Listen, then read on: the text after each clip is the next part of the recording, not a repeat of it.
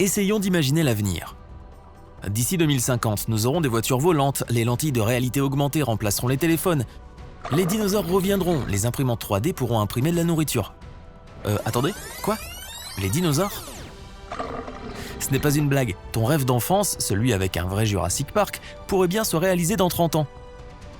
C'est vrai, les scientifiques ont été inspirés par le célèbre film.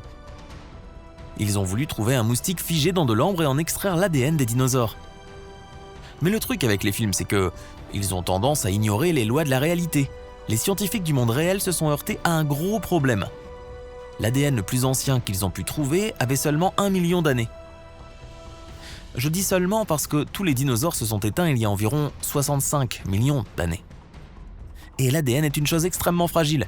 Les chances qu'on en découvre un échantillon intact datant du Crétacé sont minces, voire nulles. Alors, au lieu de chercher de l'ADN de dinosaures dans le ventre d'un ancien moustique, ils ont décidé de prélever de l'ADN sur les descendants les plus proches de ces géants reptiliens. Non, il ne s'agit pas des crocodiles ni des dragons de Komodo, mais des oiseaux. Au cours de millions d'années d'évolution, les bras des dinosaures se sont transformés en ailes, et leurs mâchoires allongées de prédateurs sont devenues des becs. Il n'est pas nécessaire d'être un expert en génétique ou en paléontologie pour remarquer certains traits communs. Les pélicans présentent des similitudes frappantes avec les ptérosaures et les autruches ressemblent un peu à des vélociraptors, mais avec des plumes. Alors quel oiseau, selon toi, se trouve être le plus proche parent vivant des dinosaures ? Les grands oiseaux de proie comme le condor des Andes ou le pigargue à tête blanche ? Peut-être un faucon ? Non, l'animal qui se rapproche le plus des dinosaures aujourd'hui est le poulet. Je sais, cet oiseau de ferme un peu ridicule ne ressemble pas du tout à un dinosaure. Mais par exemple, fais bien attention à sa façon de marcher. Enlevons-lui ses plumes. Oups.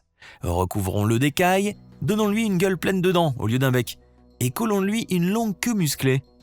Et voilà, tu as devant les yeux un mini tyrannosaure. Au plus profond de leur ADN, les poulets possèdent des gènes de redoutables prédateurs. Les scientifiques cherchent à modifier génétiquement cet ADN pour essayer d'inverser l'évolution. S'ils y parviennent, nous verrons un beau jour un dinosaure sortir d'un œuf. Ils se sont fixés jusqu'à 2050 pour atteindre leur objectif. Mais partager le monde avec les dinosaures sera-t-il aussi cool qu'on ne le croit ? Faisons un petit bond jusqu'en 2060 dans un futur hypothétique où des dinosaures de toute taille se baladent un peu partout. Qu'est-ce qui va changer ? Dans un premier temps, on verra apparaître des parcs à thème et des zoos. Oui, l'univers de Jurassic Park deviendra réalité. Une nouvelle ère si tu veux. Et ça rapportera beaucoup d'argent. Bien sûr, grâce à la technologie moderne, les dinosaures ne pourront pas s'échapper. Il n'y a que dans les films qu'on fait ce genre d'erreur. Pas vrai ? Au bout d'un certain temps, tu verras apparaître des animaleries spécialisées dans les dinosaures. Et les gens pourront acheter leurs propres petits dinos. Bon, ils ne joueront probablement pas à la baballe ni n'apprendront de jolies acrobaties. Leur cerveau, après tout, sera toujours similaire à celui d'un poulet. Mais peut-être qu'ils seront mignons à l'intérieur de ton sac à main. Nous aurons aussi des dinosports. Des jockeys feront la course sur le dos de vélociraptors. Mais bon, il est possible que ces prédateurs ne te laissent pas les monter si facilement.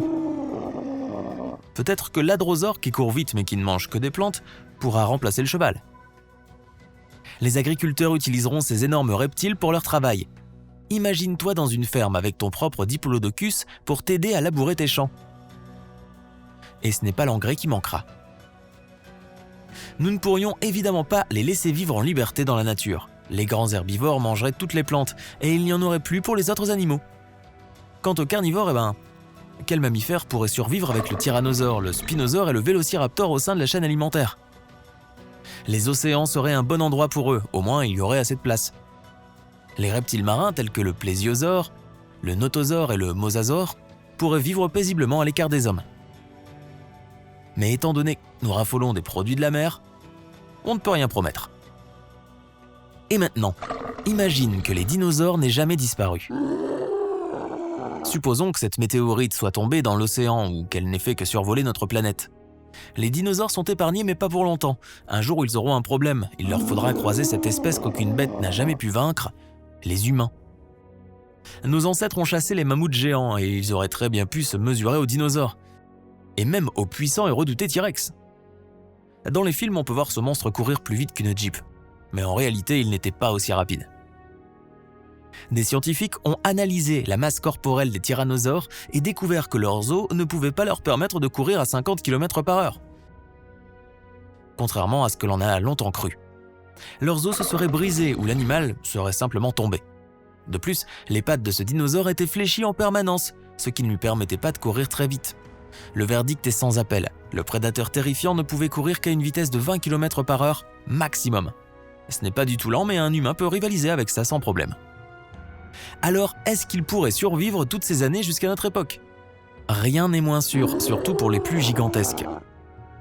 Les diplodocus, les brachiosaures, les tricératops, les stégosaures, les sympasaures… Ah, celui-là, je viens de l'inventer. Les gros animaux ont besoin de gros repas et les plantes viendraient vite à manquer. Mais certains pourraient peut-être s'en sortir. Certaines espèces de tortues de mer présentes aujourd'hui nageaient déjà dans nos océans il y a des millions d'années. Peut-être que les plus petits dinosaures survivraient, ils vivraient dans les rues comme les pigeons ou dans les égouts avec les rats. Certaines personnes pensent même que les dinosaures ont survécu jusqu'à nos jours, simplement nous ne savons pas où ils vivent. Et je ne parle pas du monstre du Loch Ness ou du mégalodon, mais de vrais dinosaures de la période du Crétacé. Jette un œil sur internet, tu trouveras des vidéos de ces super survivants. Et ne le répète à personne.